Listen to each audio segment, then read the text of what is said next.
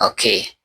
By the way, let me tell you, 1 month from now, that will be 16th May, we shall be celebrating International Boy Child Day.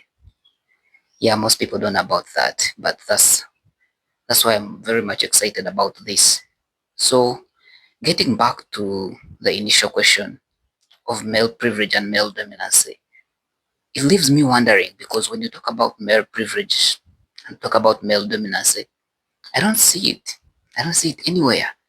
So that's why I always ask you, if you say boys are favored culturally, traditionally, and our religion favors them, so they are excelling, I ask you, can you give that excellency or a privilege context? What exactly are you meaning?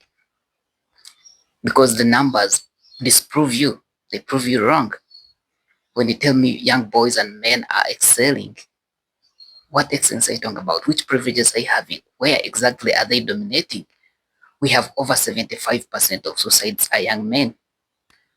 We have young boys performing badly in schools. Previously, over the past 2 years, you've had the Minister of Education here in Uganda crying for the young boys dropping out of school terribly. They don't complete schools. We've seen data from Makerere University, which is one of our top universities in the country, if not in the region, having the number of young men graduating dropping each and every year. It goes down, and that of our counterparts goes up. We have most of the people most likely to die in wars are men. We have most of the people committing crimes are men. We have most of the people in rehabilitation centers, young boys and young men. We have most of our prisoners, young men and boys. So we have most people who are most likely to get lost in drugs and substance abuse are young boys and men. So that keeps me wondering, which excellency, which privilege are you talking about? So the reason as why I say give it a context is that maybe you're still talking about things of the past.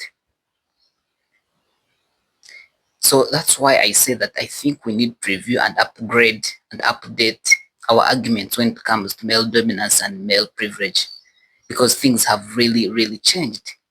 There's no longer that privilege for men. There's no longer that privilege that used to call male dominancy.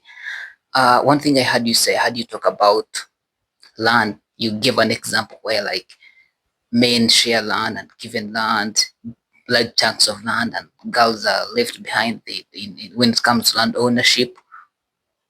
Which era are we discussing about? Which age is that? Because the millennial parents I know right now, they don't even have that land for their kids to inherit. They're trying to survive in studio apartments with their families if they have any. Some are even scared to start families because they can't afford land. We are in our single studios struggling to raise rent.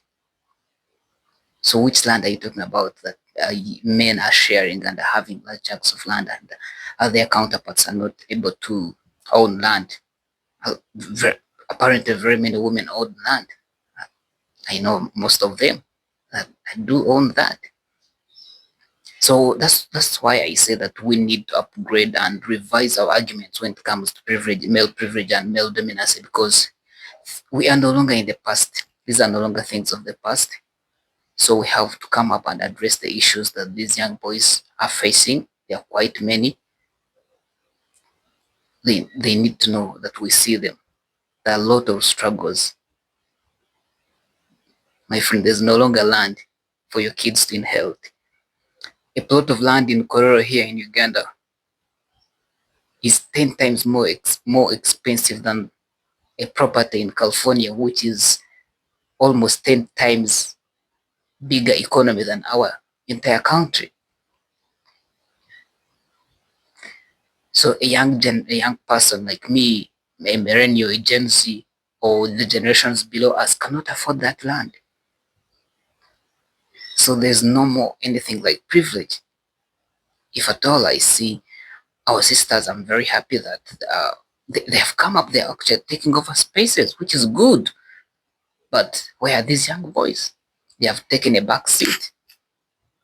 And we have to address the why, because there is a big problem. Look in the political areas, our sisters have come up taking big positions. Look at the all million dollar enterprises that you know around the CEOs. Look at Pepsi CEO. Enterprises like Pepsi CEOs is a female. Look at multinational companies, MTN and mentioned by a few, are led by women, which is great. Look at some of the UN agencies, UN aids, led by country directors as well, female, which is an amazing thing.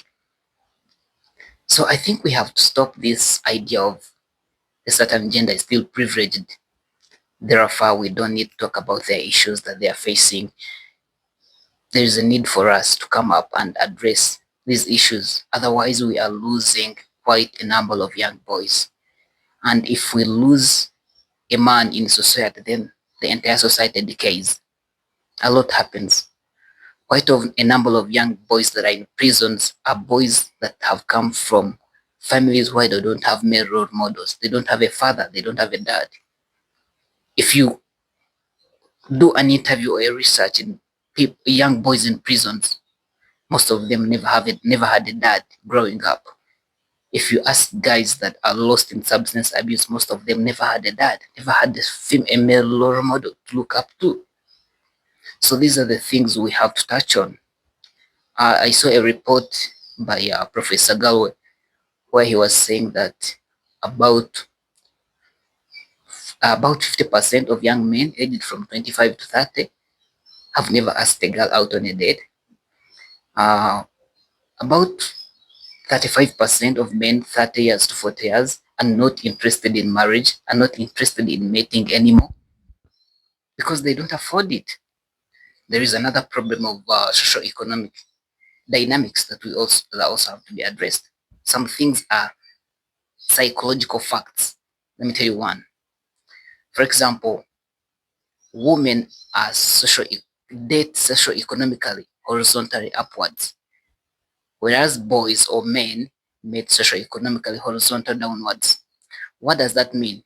If there is a young girl, a pretty beautiful, amazing, attractive young girl working in one of the grocery stores, earning a net income of 400,000 per month, there is a possibility that that young girl could get married to an investment executive from Bank of Uganda. He would be shopping in the evening and gets attracted to this young girl working in the grocery store, earning a net salary of 400,000, and they get married. But a young man earning a net income of 400,000 working in an urban grocery store around town, even though you come to work with a James Bond three-piece suit, you would never marry a young lady who's an executive investment officer in Bank of Uganda. No way, you would never meet. So Professor Galway gave an example of, he said Beyonce would work at McDonald's and still get married to Jay-Z, but Jay-Z would never work at McDonald's and marry Beyonce. So I just decided to localize the example that he gave of so that's why I tried to bring it down that a very attractive, beautiful young lady working in an urban grocery store earning a net income of 400,000 could get attracted and marry a young man who's an executive banker. But a young boy earning a net salary of 400,000 in an urban grocery store, you'd never marry an executive banker from any commercial bank. However nice you are, however much you try to come to work in the James Bond suit, it will never work out. So those are also different dynamics that we look at, that also these young boys look at, and the other social distractions that have come up. You know, there's also another report that was done, I think, in the States, which said that about 40% of men that buy escorts, they don't actually buy them for sex. They buy them to have an intimate moment, an intimate talk with them, and they go back. So there are quite a number of things that young boys are no longer experiencing, and they have lost interest in quite many things. And we've got to address these issues. It's a big thing. Economic stress is a much bigger thing. Men having poor health seeking behaviors, they don't go to hospitals. There's a why behind any self-sabotaging behavior. There's always a need that has not been met for quite a long time. So the faster we come up and address these issues, the quicker we get our society back to the right path. Otherwise, we are losing young boys, we are losing um, the entire society, our communities,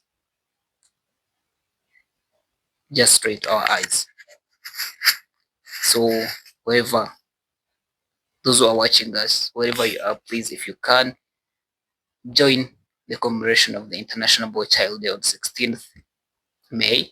Please join in and let's put voices together so that these young boys can be mentored. It doesn't matter whether you're a woman, whether if you're a mother out there, you've got to stand with us. I was talking to one friend of mine who's a very successful woman, and she told me that as a mother of very, very intelligent, smart, confident young girls, I'm very much worried of the kind of husbands they're going to bring home. Yeah, that was worrying. Because if she looks at the status quo of what is happening, the generation seems to be droning. So she has all the reasons to be worried. So we've got to mentor both sides because we need each other. We really need each other. If you don't want to get married, but you must have a man in your life in whichever form or shape. Could be your uncle, could be your father, could be a husband, could be anything. Could be that plumber that is going to come and fix your pipe in the house. Could be that electrician that is going to fix your bulb. At any one moment, there will be a man in your life that you will need. So I call upon each and everyone to come together and address these social issues and scientific issues. Let's answer the why. Why has our generation come to this? Why is our society droning this far, especially when it comes to young boys and young men? We need to talk about it. They are not privileged at all. We have got to drop that argument that these people are privileged, these people are okay, they are not okay. Something somewhere went wrong, and it's us to fix it. There's no one else that is coming to save us. We've got to stand on our two legs and save ourselves. Otherwise, yeah, the record is not good. Records are not good. The numbers are not good. We've got to fix this.